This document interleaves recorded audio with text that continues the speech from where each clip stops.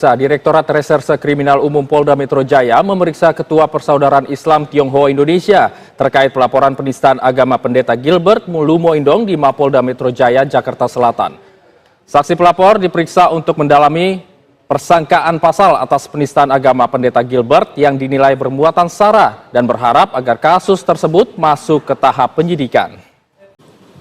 Kita tuh kadang-kala kurang bersyukur. Kristen tuh enak loh. Ibadahnya cuma seminggu sekali. Saudara sepupu kita 5 kali. Kenapa kita kebaktian seminggu sekali? Tahu nggak kenapa? Karena bayarnya 10%. Itu berhubungan, saudara-saudara. Makanya saya tidak pernah tertarik perdebatan tentang perpuluhan. Orang kalau nggak mau bayar perpuluhan nggak apa-apa. Semua hamba-hamba Tuhan yang bilang nggak usah bayar perpuluhan nggak apa-apa. Bayar 2,5. Nggak usah 10%, 2,5. Tapi sembayangnya 5 kali sehari. Iya dong, enak aja. Udah cuma 2,5 mau seminggu sekali. Beda kelas. Dari mana masuk gereja langsung masuk. Kita orang Islam diajarin bersih sebelum sembahyang, cuci semuanya. Saya bilang lu 2,5. Gue 10%, bukan berarti gue jorok. Disucikan oleh darah Yesus. Nggak usah tepuk tangan. Lu 10 apa 2,5? Yang enak aja, amin. Persembahan 2,5%. Iya.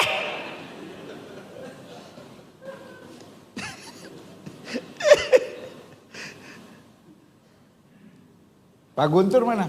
Guntur. Yang section ini mulai minggu depan jangan taruh kursi. Yang 2,5 duduk di situ. Pasti bayar perpuluhan dia. Puas banget dia seminggu sekali. Gak usah cuci-cuci. Ya kan? Gak usah bergerak-bergerak. Loh, kita kan bayar 10%. Makanya kita kebaktian tenang aja. Ya kan? Paling berdiri, nyanyi, tempat santai. Ya kan? Tapi kok 2,5, setengah mati.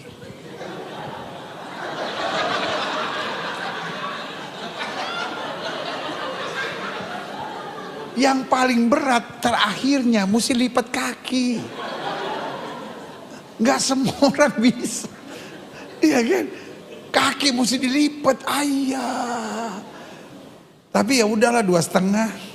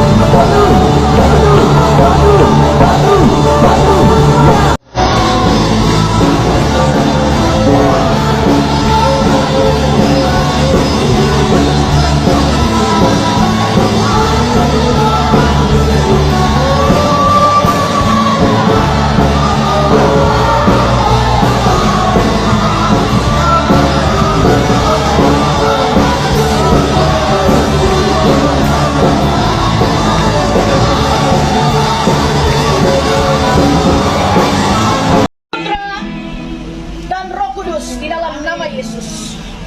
Keluar, masuk semua. Masuk semua. Keluar semua. Ya. Ya. Terus. Iya.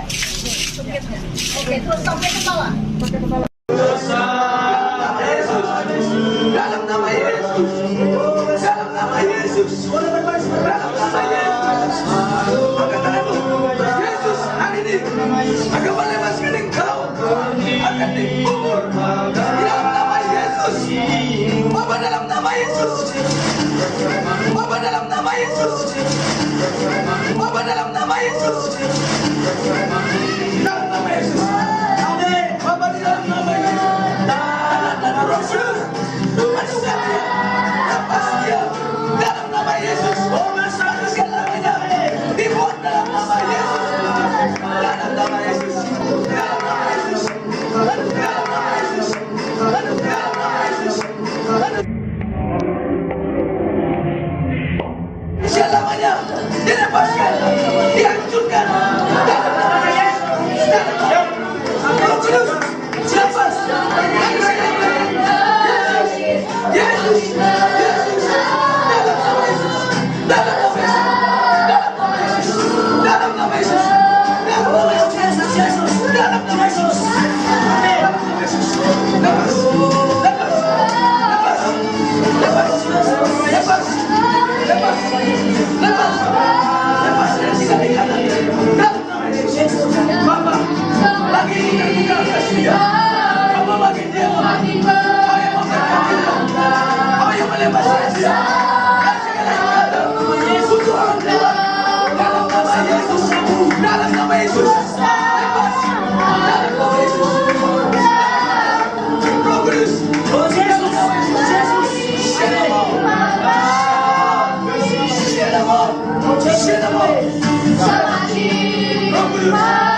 Roh Kudus, keluar dalam nama Yesus.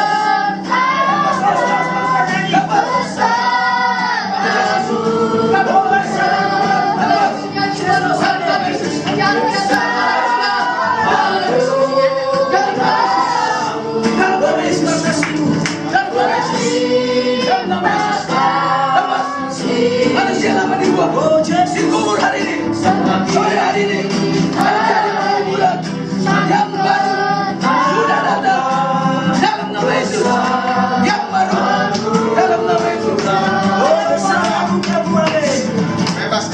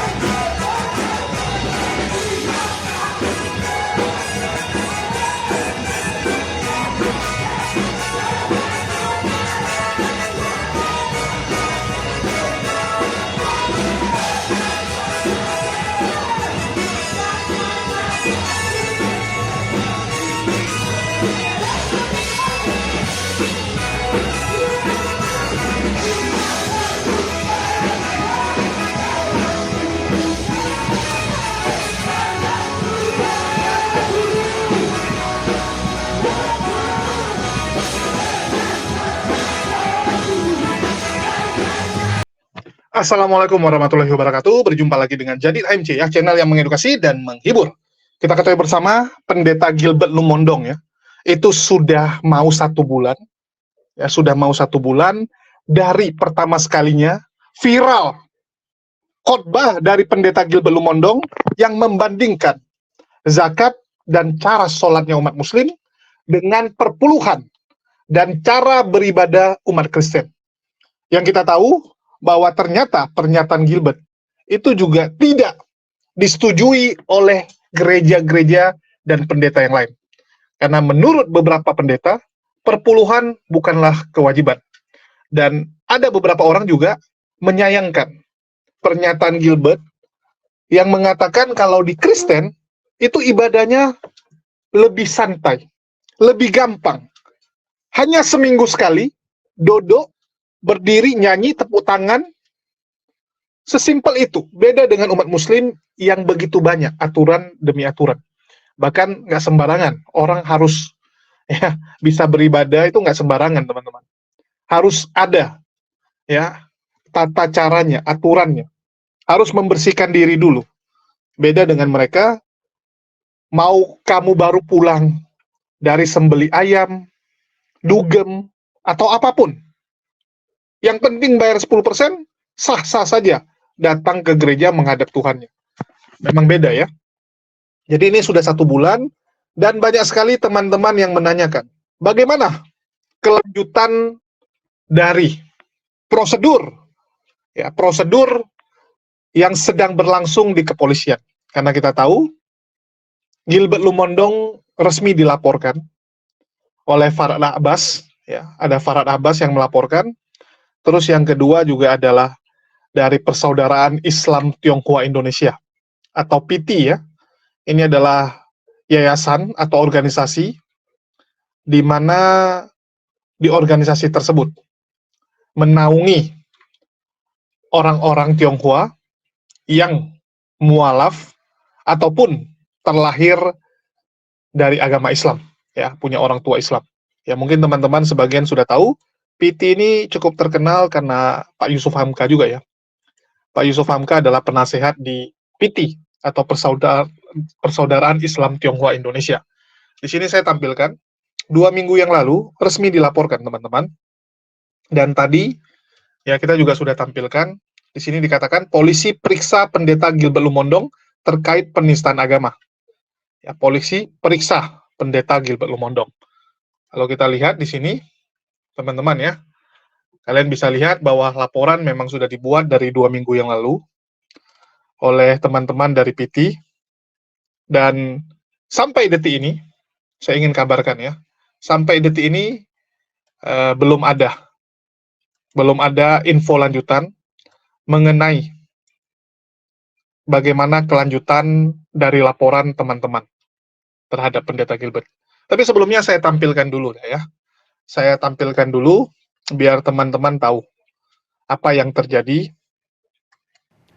Pemeriksaan dilakukan selama 5 jam terhadap Ketua Persaudaraan Islam Tionghoa Indonesia sebagai pelapor. 10 pertanyaan dilayangkan sebagai klarifikasi terkait laporan dugaan penistaan agama yang dilakukan oleh pendeta Gilbert saat berceramah. Dalam pemeriksaan, pelapor juga menambahkan bukti video yang diharapkan penyidik segera melakukan proses hukum. Ada 10-an lebih. Terkait apa, Pak? Tutur apa, Pak? Ini tadi tanda terima barang bukti yang saya kasihkan, video lengkap dan video yang ada di YouTube, TikTok, Facebook, dan Instagram. Ya, itu laporan yang dibuat oleh teman-teman kita. Terus sebenarnya bagaimana sih video lengkapnya? Kan pendeta Gilbert itu alasannya gini, oh itu video udah dipotong-potong. Ya, udah dipotong-potong gitu, bukan khotbah penuh. Yes, karena khotbah penuh kamu 1 jam. Sedangkan itu video hanya bagian saat kamu membahas Islam. Sebelumnya dia membahas Brian Syawarta. Sebelumnya dia khotbah. Dari khotbah bahas Brian, ya, Brian Syawarta yang tidak setuju dengan perpuluhan tiba-tiba bahas zakat. Di bagian bahas zakatnya yang ditampilkan. Dan itu tidak ada potongan. Jadi dari mulai dia bahas Islam sampai dia selesai bahas Islam itu ditampilkan. Itu ahli forensik bisa ngecek. Ahli forensik bisa ngecek ini video original atau tidak. Pernyataan Gilbert atau bukan. Dan saya tampilkan ya, ini bukti yang diserahkan oleh PT kepada pihak Metro TV. Videonya seperti apa, biar teman-teman tahu. Karena yang kalian lihat kan yang 3 menit, yang 2 menit ya. Nah, ini yang lebih panjang sedikit. Dari dia mulai bahas Islam, sampai dia selesai bahas Islamnya. April, dan kita melihat pertolongan Tuhan, penyertaan Tuhan yang luar biasa di tahun ini. Kita mau memberikan apa yang menjadi bagian ataupun milik Tuhan. Bagi Bapak Ibu sekalian juga yang ingin menggunakan QR ataupun transfer bank, gereja sudah menyediakan, tetapi jika ada yang ingin memberikan langsung ke kotak persembahan, dan kotak persembahan pun juga akan diedarkan. Kita tuh kadang-kala kurang bersyukur. Kristen tuh enak loh. Ibadahnya cuma seminggu sekali. Saudara sepupu kita 5 kali. Kenapa kita kebaktian seminggu sekali? Tahu nggak kenapa? Karena bayarnya 10%. Itu berhubungan, saudara-saudara. Makanya saya tidak pernah tertarik perdebatan tentang perpuluhan. Orang kalau nggak mau bayar perpuluhan nggak apa-apa. Semua hamba-hamba Tuhan yang bilang nggak usah bayar perpuluhan nggak apa-apa, bayar 2,5. Nggak usah 10%, 2,5. Tapi sembayangnya 5 kali sehari. Iya dong, enak aja. Udah cuma 2,5 mau seminggu sekali.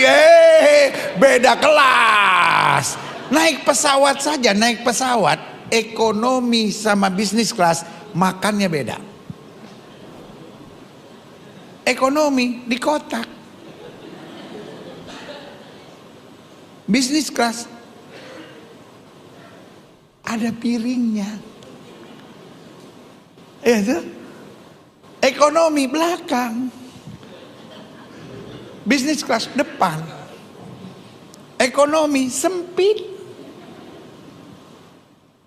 Ini nih, lutut kita nempel di pantat orang di belakang.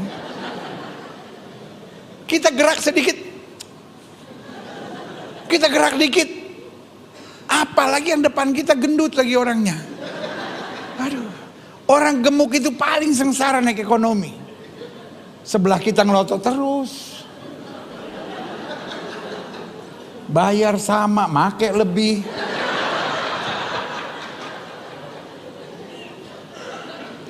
Aduh, saya itu kalau udah duduk di pesawat, aduh menderita. Bergerak sedikit orangnya. Mudah-mudahan samping saya Batak. Kalau samping saya Batak kan Kristen dia kan. Paling kalau dia gerak dia, pendeta. Dalam hatinya walaupun pendeta juga nyusahin gue.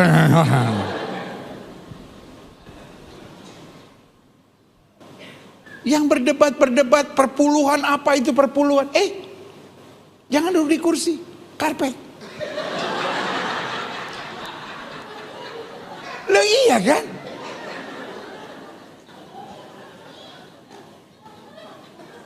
Loh, bayar 2,5 mau duduk di kursi. Enak aja. Dari mana lo aturan begitu? Dan bukan cuman itu. Ada teman saya punya teman ustadz jahil banget ya, suka ngeledekin saya. Masa dia bilang gini, orang Kristen tuh jorok ya. Dari mana, masuk gereja langsung masuk. Kita orang Islam diajarin bersih sebelum sembahyang, cuci semuanya. Saya bilang lu 2,5. Gue 10%, bukan berarti gue jorok. Disucikan oleh darah Yesus. Nggak usah tepuk tangan, lu 10 apa 2,5? Yang enak aja, amin. Persembahan 2,5%. Iya.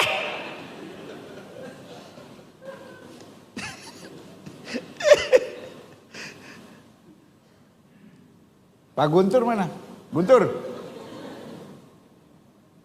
Yang section ini mulai minggu depan jangan taruh kursi. Yang 2,5 duduk di situ.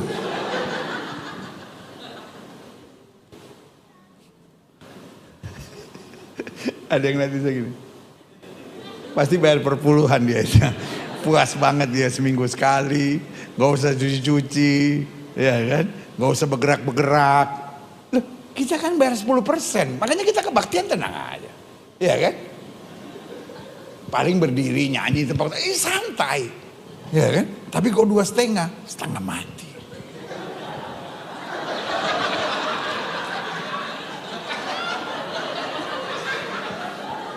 Yang paling berat terakhirnya mesti lipat kaki. Nggak semua orang bisa. Iya kan? Kaki mesti dilipat, ayah. Tapi ya udahlah 2,5. Makanya hidup Kristen dasarnya adalah kasih. Anak-anak muda gampang nggak untuk hidup suci? Tergantung dasarnya. Kalau dasarnya aturan tuh kayak berat gitu. Orang lain boleh bebas. Saya ngerokok dosa, minum dosa, ngeliatin cewek dosa, lihat tayangan-tayangan cabul dosa. Ya udah Tuhan, saya udah hidup benar, puas, puas, puas. Tapi kalau dasarnya kasih, apa aja kita jalanin, hidup terasa asik dan luar biasa. Amin. Kalau saudara merasa hidup Kristen itu berat, let me tell you something. Jangan-jangan engkau masih lihat semuanya sebagai aturan. Tampar pipi kiri, kasih pipi kanan. Diomongin orang, doain. Dijahatin, berkati. Tuhan berkati dia ya Tuhan ya, seminggu ini habis itu cabut nyawanya Tuhan. Itu video yang benar ya, yang sebenarnya. Yang dijadikan barang bukti juga untuk pelaporan Pendeta Gilbert Lumondong. Dan kalau video yang 1 jam lebih, itu juga rata-rata semua orang juga sudah punya. Saya sempat nanya ya, dari pihak PT yang diserahkan kepada polisi yang mana? Yang full rupanya, yang 1 jam lebih. Yang 1 jam lebih yang mereka serahkan, mulai dari nyanyi-nyanyi kan gitu. Karena ibadah di gereja GMS ini, kok GMS pula, GBI ya, GBI Glow. Gereja GBI Glow itu kan mulainya nyanyi, ya pujian penyembahan selama 1 jam, selesai pujian penyembahan, persepuluhan dan persembahan. Nanti ada pendeta lain yang bilang, mari kita berikan persembahan gitu kan. Nah, selesai persembahan, barulah khotbah. Barulah Pendeta Gilbert khotbah selama 1 jam setelah nyanyi selesai. Jadi di sini teman-teman nanya, bagaimana kelanjutannya ya? Saya ingin umumkan ini sepengetahuan saya, teman-teman. Sepengetahuan saya, infonya A1. Ya, saya harus katakan ini info A1. Jadi, Gilbert Lumondong tidak akan diproses. Dari penyelidikan, saya dengar tidak akan dinaikkan ke penyidikan. Ya, akan dihentikan. Karena dianggap MUI yang menjadi perwakilan Islam Indonesia sudah memaafkan. Terus yang kedua, karena potensi gejolak sosial itu juga dipertimbangkan. Apalagi kita lihat, selama ini kan Polycarpus selalu memainkan peran playing victim, kami mau ibadah dipersulit, kemarin ada anak muda di Cisauk, Tangerang Selatan juga dibubarkan, di Gresik dibubarkan, kan begitu. Mereka ini kan lagi mainkan peran sebagai korban. Polycarpus kan terus berteriak, tidak adil, mayoritas nggak benar, dan sebagainya. Padahal kalau kita tanya sama mereka, apa yang sudah mereka lakukan? Apakah mereka menerapkan? Di mana bumi dipijak, di situ langit dijunjung. Ada nggak yang mereka lakukan seperti itu? Biasanya kan seperti itu. Yang namanya pendatang, atau minoritas lah. Ya, kan mereka ini kan istilahnya dari daerah lain. Kayak contoh kemarin mahasiswa. Dari daerah timur dibilang ya. Kuliah di Tangerang Selatan. Di Universitas Pamulang, Unpam. Artinya kan kita ini pendatang.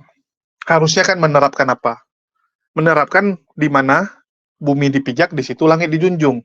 Ya kita harusnya sosialisasi, harusnya tahu kondisi orang di sana bagaimana.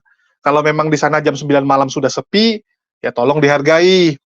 Kalau Pak RT-nya sudah bilang, berhenti, jangan lagi, karena terlalu ribut, ya di stop lah, dihargailah orang-orang yang ada di sana.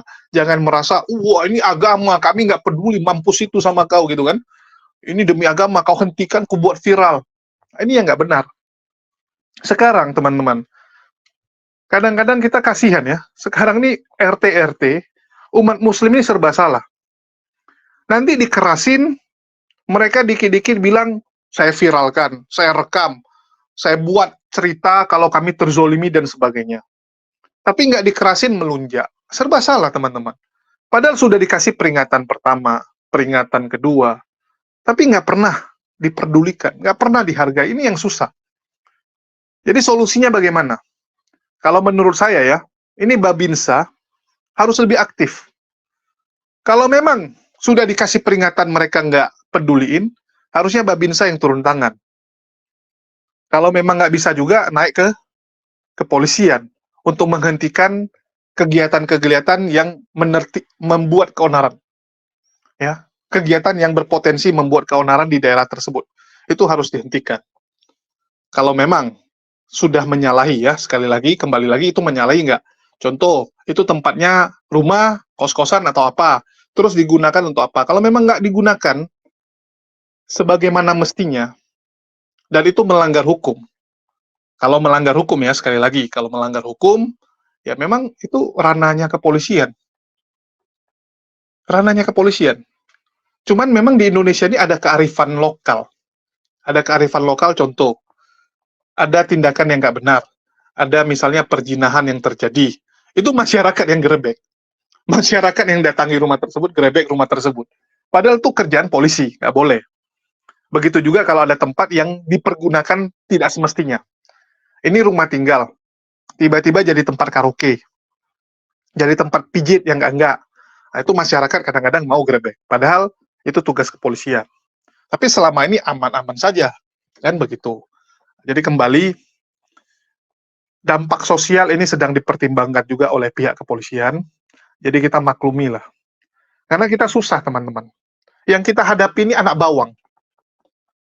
Kalau menurut saya ya, menurut saya yang kita hadapi ini anak bawang. Karena sedikit-dikit nanti terzolimi lah, dan sebagainya.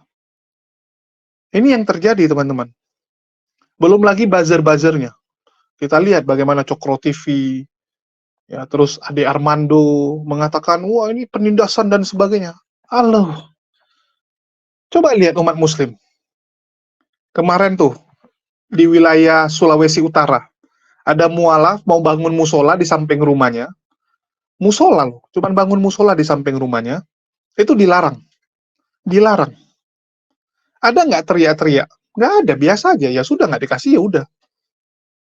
Ada nggak umat muslim bilang, oh kami terzolimi, nggak adil, nggak benar ini, gitu kan? Ada nggak? Nggak ada, teman-teman. Ya, nggak ada. Simple aja kok. Ya, teman-teman lihat ya. Nih, viral. Warga tolak keberadaan musola yang dibangun seorang mualaf di Sangihe. Kapolres, video lama. Ya. Nggak ada masalah kok. Walaupun dibilang, oh ini video lama, kejadiannya udah beberapa tahun yang lalu. Tapi kan memang nggak ada komplain. Apakah pihak muslim ada komplain? Nggak ada. Betul tidak? Ada nggak pihak muslim teriak-teriak, kami terzolimi, nanti kita akan balas dan sebagainya? Nggak ada. Kita adem ayem. Ya, di tahun 2020 nih. Buktinya dari 2020 sampai sekarang ada nggak teriak-teriak? Nggak ada. Betul tidak? Nggak ada yang ribut, nggak ada yang apa. Umat muslim santai aja. Di Papua, masjid dibakar oleh orang tak dikenal. Sampai detik ini, belum ditangkap pelakunya. Ciri-cirinya, orang tersebut minum cap tikus. Minum cap tikus, karena botol cap tikus dia tinggalkan setelah dia bakar masjid. Ada nggak teriak-teriak, wah beginilah kami terzolimi dan sebagainya? Nggak ada. Umat muslim santai kok. Kita percaya kepada pemerintah, kepada penegak hukum. Musola nggak dikasih bangun, ya sudah. Sholat di rumah. Sholat di rumah masing-masing. Sesimpel itu kok. Beda dengan orang-orang yang, aduh udahlah, nggak usah kita bilang lah. Inilah saya bilang, kadang-kadang ya, kalian kalau punya dua anak, yang satu paling jago teriak, merasa terzolimi, dikit-dikit komplain, dikit-dikit protes, maka dia akan menonjol memang, tapi menonjol untuk hal yang nggak baik. Untuk yang nggak baik, ini nggak bagus teman-teman, nggak bagus sekali. Itulah yang terjadi. Jadi kepolisian, saya dengar ya, itu tidak bisa melanjutkan yang pendeta Gilbert punya kasus, karena beberapa pertimbangan. Ya, beberapa pertimbangan. Seperti itu teman-teman ya. Dan pendeta Gilbert juga sudah minta maaf, jadinya ya sudah, case close. Begitu. Sudah minta maaf ya, case close. Apalagi yang memaafkannya langsung dari MUI. Kan begitu. MUI yang maafin, ya sudahlah. Jadi bagi teman-teman, jangan ditanyain lagi ya. Kalau ada yang nanya lagi, Bang itu gimana kelanjutannya? Udah selesai kok. Saya katakan udah selesai. Kalau kalian nanya kepada saya, versi saya nih. Versi saya sudah selesai kok. Nggak ada lagi masalah. Ya, nggak ada lagi masalah. Gilbert juga sudah dimaafkan oleh MUI, terus kita mau ngapain gitu? Kalau nggak kan, mau ngapain? Memang ini delik umum, siapapun boleh melaporkan. Siapapun boleh melaporkan, dan masalahnya kan apakah kepolisian akan menindaklanjuti? Ya kembali lagi, terserah kepolisian kan gitu. Kalau memang menurut kepolisian nggak ada yang dilanggar, mau gimana? Coba saya tanya, mau gimana? Kan nggak bisa apa-apa juga. Apalagi, ya banyak lah pertimbangan-pertimbangan ya, saya nggak bisa ngomong di sini. Jadi itu sih yang mau saya sampaikan, bahwa itu sudah case close, tidak akan diproses, dan saya juga ngobrol sama teman-teman yang ada di PT. Ya, saya ada teman di PT, saya nanya gimana, ya dia bilang nampaknya berat lah, ya nampaknya memang berat. Jadi bagi teman-teman muslim, harap dimaklumi, karena belakangan ini tekanan kepada Islam tuh gede, teman-teman. Ya, tekanan kepada Islam tuh gede, jadi ada dugaan, ya, ini kuat dugaan, ada rencana dari sekelompok orang, itu akan teriak-teriak plain victim dengan luar biasa, akan memancing keributan dengan umat muslim, dengan tujuan umat muslimnya marah, nanti umat muslimnya marah, mereka akan teriak terzolimi. Nah, jadi memang sudah diskenariokan, bahwa mereka akan teriak terzolimi, terus setelah selesai teriak, mereka akan minta barter. Mereka akan minta barter dengan beberapa kondisi, termasuk pembangunan-pembangunan yang kemarin terpending. Jadi mereka akan tuntut itu bisa dibangun. Dan salah satu target adalah wilayah Banten, dan yang berikutnya ada di wilayah Aceh, yang akan jadi sasaran. Jadi siap-siap teman-teman ya. Ini info yang saya dapatkan. Jadi ya, mau gimana lagi? Saya juga sebenarnya malas bahas yang ginian, karena apa ya, nggak ada yang bisa kita lakukan. Kita kan lebih senang tuh bahas kalau ada solusi. Yang beginian kita nggak ada solusi. Jujur, nggak ada solusi kita. Yang bisa kita lakukan apa? Pasrah. Berdoa kepada Allah. Semoga ada keadilan.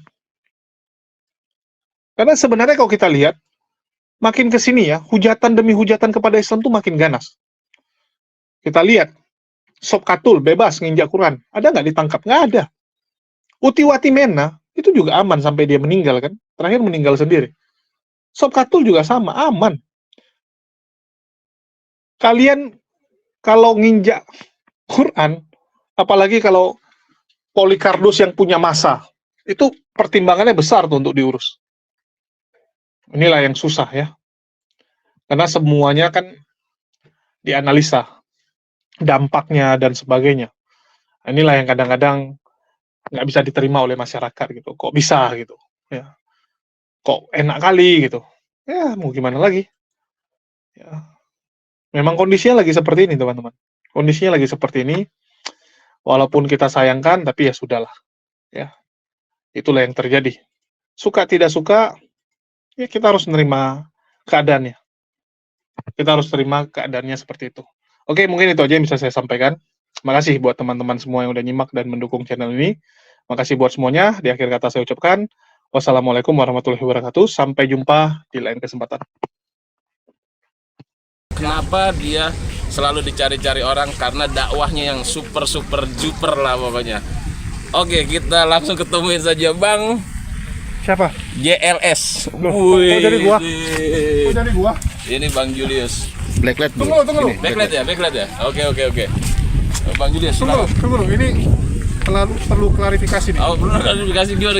Yang datang gua atau lu? Sebenarnya gue, tapi ceritanya kan ini settingan. Oh, ini settingan ya? Jadi bukannya mualaf yang settingan. Nah, ini settingan. Gua minta nanti. Oh, iya. Ya bentar nih, gua kedatangan tamu nih Bang Oke, Sincan. siap, Luar biasa nih datang main ke sini ya. Ya, Jadi kita di sini ya kita mau menikmati dunia lah, mumpung kita masih hidup ya kan. Ternyata Jakarta itu keren banget, brother. Dan lu keren banget milih tempat di sini. Milih tempat bermain maksudnya. bermain. Ya. Sebenarnya karena murah Bang. Oh, karena murah. Karena banyak tempat spot gratis seperti ini kan, tempat gratis Bang. Betul nggak? Oh, ini gratis semua aja. Iya, ini gratis untuk Ya, shooting. tapi jangan gratis aja, jajan juga. Kayak gitu. Kasihan juga yang jualan ya. Dikasih yang jualan. Oke, pemirsa Opsi TV, ini Bang Julius.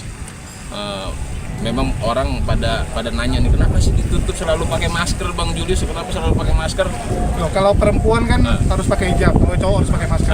Itu jawabannya biar gampang kan? juga. Kalau yang kayak Bang Sinchan yang murah, karena udah laku, nggak apa-apa. Dia udah laku jadi dibuka. Julius, di sini gua harus bilang astagfirullahaladzim, astagfirullah. Syutingin, dia lagi lihat apa ini? Aduh, udah. Sebentar, Bay. Oke, teman-teman Opsi Gak dapat TV. suara. Sekarang kita ngobrol kenapa sih? Ada pertanyaan nih Bang Julius. Ini agak-agak sedikit serius kali ya.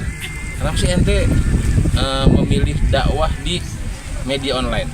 Soalnya alhamdulillahnya nih banyak juga yang ngobrol Julius itu kalau YouTube-nya tuh sangat super duper lah. Ini memuji atau mengejek? Ada mengujinya dan mengejeknya, dua-duanya.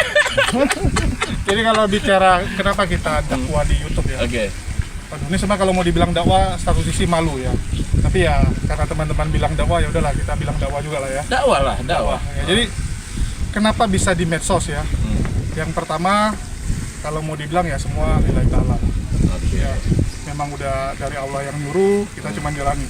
Kalau kita bilang kan manusia tuh nggak lebih daripada wayang. Ya manusia tuh wayangnya Allah kan. Bonekanya Allah. Kita cuma ngikuti skenario Allah. Kalau mau dibilang kenapa saya di YouTube, saya sampai detik ini pun masih bingung gitu. Bahkan teman-teman kayak bilangin, wah YouTube lu keren, YouTube lu besar gitu kan.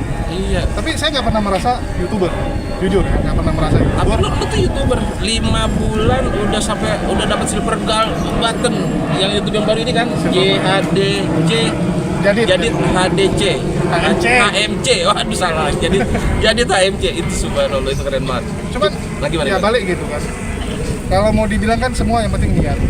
Dulu saya ingat sekali awal mula saya buat YouTube itu kan untuk membantah Tanpa Ragi sama Paul Jam. Bahkan bisa dibilang ya di satu sisi kita harus terima kasih juga. Kalau nggak ada si Tanpa Ragi, ya saya nggak ada di YouTube kan. Sama Oten-Oten itu lah. Oten-Oten gitu kan. Jadi memang channel-channel Muslim itu kan muncul semua karena reaksi terhadap fitnahan Oten kan. Kalau mereka nggak fitnah nggak muncul. Ya mereka yang memulai. Jadi entah kenapa setelah saya buat YouTube banyak kejadian-kejadian yang istilahnya memang bukan karena saya lah. Kalau karena kita nggak ada, nggak ada apa-apanya lah. Ya. Ada orang pintar tapi ya kita lihat ya gitu-gitu aja. Kan? Kenapa? Karena yang dia tonjolkan tuh kelebihan dia, bukan berserah kepada Allah. Ya, bukan berserah kepada Allah. Jadi nggak ada gunanya. Dan yang perlu dikasih tahu juga teman-teman ini Oten ini bahasa Oten. Nah ini biar tahu semuanya nih. Ini orang ini yang bikin Oten nih. Kalau mau iya. Oten, Polikardus. Siapa yang bikin singkatan ini nih? Nah ini orangnya. Tenet. Nah ini loh orangnya. Itu mempopulerkan. Nah terus gimana tuh? Ada yang komplain nggak baru Oten yang? Enggak, dulu kan gini. Dulu kan mereka bilangnya kalau Muslim tuh apa? Uclim gitu kan. Jadi kita dipanggil Uclim, ya udah kita panggil dia Oten gitu kan. Jadi dulu Oten tuh ada dua, satu Oten huruf kecil, satu Oten huruf besar. Apa itu? Kalau Oten huruf kecil orang Kristen. Kalau Oten huruf besar orang tolol emang nekat. Orang tolol emang nekat ya berarti. Astagfirullahaladzim. Enggak, gue gak ngomong tuh. Bisa di-cut. Tenang.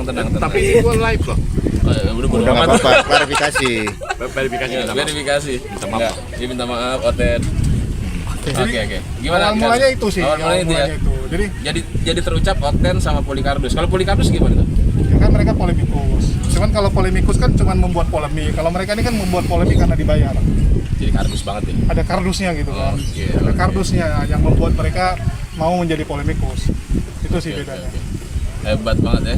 Jadi ya jujur kalau gue sendiri gue juga nggak ini di dakwah setelah gue ngelihat Jadid ini itu termotivasi gimana caranya kita bisa berdakwah dengan cara kita gitu ya. Betul. Ini kalau bicara dakwah yang ustadz banget kan kita nggak sanggup Pak.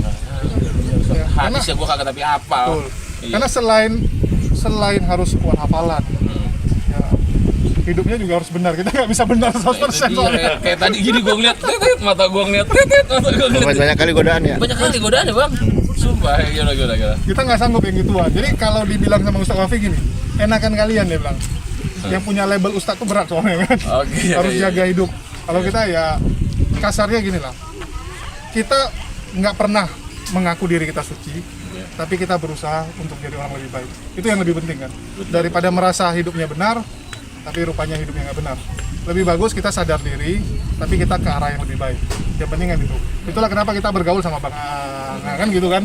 Yang udah sadar lah hidupnya, udah tobat dia. Dan bagus banget Islamnya sumpah. Oke, Bang Julius. Ente ini kan terlalu tajam nih, terlalu super duper lah kalau menurut gua YouTube ente ini. Tajam dan menusuk gitu loh. Pokoknya The next big thing. kalau dengerin omongannya itu bahaya banget, apalagi kalau udah kita dengerin sampai habis itu cerita ente ngomong itu tajam banget buat agama lain. Nah itu gimana? Udah pernah dicari-cari ada cerita gitu apa ente mau dipolisiin atau gimana? Wah, pernah nggak? kalau itu kan udah banyak ya memang ya, karena Diceritain dikit biar ada. iya, ini kadang-kadang kesal juga gitu ya. Kalau bicara keras, perasaan gua nggak keras. Ya kalau dibilang masih banyak lah teman-teman mungkin yang lebih keras ya. Ya. Tapi lu tajam, lu kayak silet lu. Gue salah satu yang paling dibenci lah. Gue sampai bingung gitu kan. Perasaan kok gue diincar banget gitu. Iya. Jadi waktu itu ada beberapa yang sebelah tuh. Di sini orang pada mau foto, yuk kita pindah dulu sini. Jadi ada beberapa orang ngomong gini sama gue. Lu keras debat masih oke. Tapi jangan bongkar orang. Oke. Gue dibenci karena bongkar. Oke. Jadi mereka pernah bilang janganlah gangguin perjuk mereka. Nah itu yang buat mereka tuh benci sebenarnya. Bener-bener lu kalau di channel yang lain itu pesulap merah. Nah lu pesulap merahnya nih. Suka ngebongkar itu. Ini pesulap merah ala apologet Islam Indonesia ya ini dah. Jadi ada beberapa kayak bilang, waktu itu kan mereka bilang kalau Kores iya keras dia bilang. Ya. Si Kores. Tapi Kores. mereka nggak ganggu periuk kami. Nggak gangguin tempat makan mereka. Jadi kalau gua dianggap matiin periuk mereka ya, terutama kayak walabu gitu kan. Pembohongan panti asuhannya kita bongkar, itu marah. Rumah terong. Iya. Terus kayak kemarin Gilbert Lumondong perpuluhannya. Iya. Itu kan Hajar habis juga ya. itu kan benar-benar semua Indonesia sekarang ngejekin dia apa? Pendeta perpuluhan. Iya. Bahkan jemaatnya sendiri juga udah banyak yang Keluar. jadinya kan. Nah, itu pukulan telak. Jadi mereka agak nggak bisa terima lah kalau yang gituan. Dia bilang ya, padahal kita ngomongin realita kan. Tapi kan sama kayak orang korupsi. Lo bongkar orang korupsi pasti dibenci. Betul. Kayak KPK gitu kan. Banyak banget yang benci sama dia kan. Kenapa? Itu periuk dia. Iya. Ya, periuk dari orang-orang yang korupsi ini kan. Jadi ya resiko lah. Waktu itu saya pikirnya gini, apa fokus ke debat aja kayak dulu ya. Kalau dulu kan agak fokus debat. Iya, benar. Cuman aku pikir debat udah ada banyak orang lah. Ada Bang Andi yang keren ya. Ada Bang Juma, ada Uni Rifa, guru kita lah Bang Juma. ada Bang Zul, ada Kores, ada Nandar gitu kan. Ya udah segitu aja kita sebutin yang lain nggak usah dulu. Ya, terus. Udah rame, udah biarkan mereka. Kita udah cukup sih. Bang Palet. Nah, ada Bang Palet. Iya. Oke, terus. Daripada kita ikutan Udah 10 menit. terlalu rame di situ ya udahlah kita ambil perjuangan yang lain. Jadi setiap orang kan punya jalur perjuangan masing-masing. Ada orang yang jadi striker, ada orang jadi gelandang, ada orang jadi back. Jadi ngapain kita harus istilahnya ngambil segmen yang kita sebenarnya juga nggak kuat-kuat amat. Siap. Mending fokus aja kayak Bang Sincan nih. Sekarang perjuangannya lewat apa? Bang Sincan perjuangannya sekarang berteman dengan Julius. Bukan Bang Aan. Dan berteman dengan Bang Palet, berteman dengan Bang Aan. Udah gitu aja. Gitu aja sih. Jadi kembali lagi ya jadi diri kita sendiri aja. Oke, siap. Ujungnya kan ya kembali gitu. Yang penting niatnya dan selalu minta petunjuk sama Allah. Jadi apa yang mau kita lakukan, apa yang kita perbuat, yang paling penting itu ya minta rahmat dari Allah. Kan kita Islam selalu apa? Minta petunjuk. Ya. Tunjukkanlah jalan yang lurus kan. Siratal mustaqim. Atau Siratal mustaqim kan. Jadi fokus kita adalah bagaimana kita selalu dituntun oleh Allah. Jadi jangan pernah merasa bahwa kita tuh yang nentuin hidup kita. Ya. Yang penting biarkan Allah yang nentuin hidup kita. Allah mau taruh kita di mana ya udah situ aja. Kayak saya gitu kan, saya selalu tanya sama Allah. Ini saya udah benar nggak di sini gitu. Biasanya kalau Allah suruh saya geser, yang kita lakukan tuh pasti biasanya kan ada kendala gitu. Tapi kalau Allah yang memang taruh, biasanya tuh lancar. Dan malah dibesarin, nah itu berarti Allah redho lah. Itu ridho Allah kan. Yang sekarang ente jalanin, Allah redho lah. Nah, jadi kalau ditanya gimana bisa tahu tuh ridho Allah nggak? Lu lakuin aja kayak contoh nih. Misalnya lu mau bikin sesuatu nih, tiba-tiba yang susah itu tiba-tiba ada aja jalan. Misalnya ketemu Bang Aang lang yang bantuin, atau ketemuin Bang Sincan yang bisa bantuin. Artinya apa? Itu kan orang-orang yang Allah kirimin. Betul. Karena Allah ridho dengan jalan perjuangan tuh. Iya, siap. Itu aja sih. Betul. Oke, satu lagi di pertanyaan yang buat Bang Julius nih. Nih sekarang kan lagi rame juga nih tentang mualaf settingan nih, mualaf settingan. Gua nggak disclaim ini acara yang mana atau acara yang mana. Oke. Nah, kalau menurut Julius, apakah memang ada itu mualaf settingan itu? Jadi gini, ini kita langsung to the point bilang. Ke depan aja. Jadi kalau kita bicara mualaf settingan, sekarang yang jadi pertanyaan siapa yang nyeting? Nah, itu Gitu ya. Nah, jadi kan tuduhannya itu tuduhan ada yang menyeting. Yang lu tuduh siapa? Kan yang membuat tuduhan tuh Polikarpus tuh. Polikarpus. Orang Polikarpus. Islam nggak mungkin Iya. bilang kayak gitu. Jadi Polikarpus menuduh bahwa ada mualaf settingan. Dia mau nuduh siapa? Ada buktinya nggak? Oke. Ada buktinya nggak? Kalau dibilang ada nggak ada mualaf palsu nggak? Bukan mualaf settingan ya, tapi mualaf palsu. Ya. Kita nggak pungkiri pasti ada. Oke. Ini kita harus jujur bilang. Murtadin banyak yang palsu, mualaf pasti ada. Ya. Kita dapati ada beberapa gini. Dia pura-pura syahadat, tujuannya apa? Money. Iya, tujuannya kan jual mualafannya untuk dapat duit. Iya. Bahkan ada yang sampai bawa surat-surat mualafnya itu datangi rumah ke rumah minta bantuan. Iya. Minta bantuan. Itu ada. Tapi sholat apa enggak dia? Enggak pernah sholat. Jadi ada beberapa kita dapati gitu. Sekarang yang jadi masalah, yang salah yang syahadatin dia atau dia? Yang sahadatin lah. Loh, kok yang syahadatin? Yang sahadatin yang dianya. Sorry. Dianya yang salah kan? Dianya yang salah. Kalau kita gini lah, ada orang nih mau mualaf. Datang jumpain Bang Sincan, Bang Iya. saya mau mualaf nih. Iya. Bang Sincan cuma lihat kan KTP nih. Lu apa? Oh, Islam apa Kristen? Kristen lu. Oke. Kristen, Buddha atau agama lain, pokoknya di luar Islam. Ente pengen syahadat. Pengen syahadat. Lu terima nggak? Ya terima banget, Terima. karena gue dapet ontak merah itu hadiahnya. Kecuali Islam ngapain lagi lu syahadat? Pasti ditanyain kan. Iya. Tapi ini memang dia non Muslim, mau syahadat, lu terima. Rupanya tujuannya untuk nipu. Siapa yang salah? Iya dia. Kita kan yang penting lillahi ta'ala, kita nggak tahu. Kalau gue lillahi ta'ala, betul ya. Betul. Jadi kembali lagi, ada nggak yang odong-odong? Ada. Cuman yang jadi pertanyaan siapa yang menipu?